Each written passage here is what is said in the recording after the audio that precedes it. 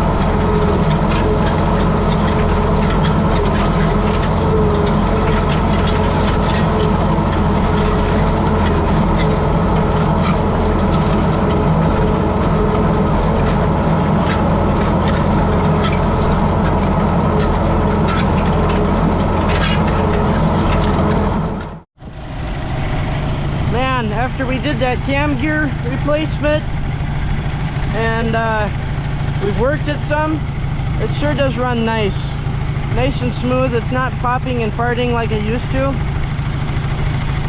It sounds so much better now. I stopped to take a break just to kind of stand up and stretch a little bit, get a drink of water, and then I need to check my oil level because you can see the front cover still leaks, so eventually that's gonna have to get fixed here before we use it a whole lot. But it sure does sound nice. It sure does look nice too. So we've got a fair bit left to go out here. We're kind of closing up the gap a little bit. We'll have a little bit on each side, a little small section away from the long strips, because as you can see over here, we got that little portion that's a bump out from the long strips, and then over there there's also some plowing that's a bump out from the long strips. So we've got some a little bit of you know, goofing around to do, but it's disking out fairly nice. There's a couple spots where some people didn't get their plows completely in the ground. I'm guilty of that a little bit because my plow kind of broke on me partway through the day. So yeah, I'm just gonna let that idle and cool off a little bit, and then we'll shut her down, check our oil, probably top it off, and we'll get back to disking.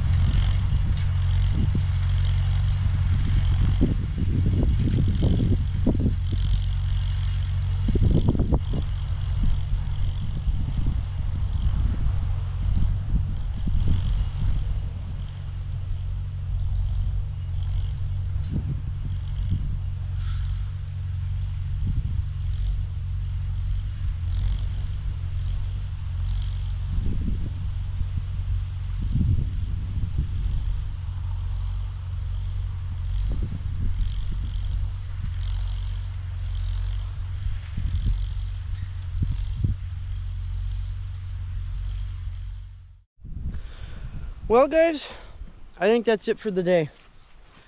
Everything on the upper field has been touched once.